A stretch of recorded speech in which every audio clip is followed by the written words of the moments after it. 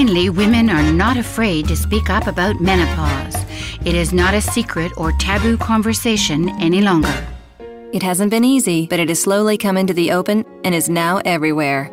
It is in storylines of TV shows such as Sex and the City, Desperate Housewives, and The Simpsons, movies like Fried Green Tomatoes and Mrs. Doubtfire, plays like The Vagina Monologues and Menopause the Musical, and books such as Our Bodies Ourselves, It's My Ovaries Stupid, and The Hormone Decision.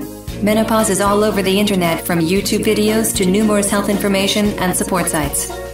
It has even crossed the final frontier as a sales pitch in a fast food TV commercial for Jack in the Box.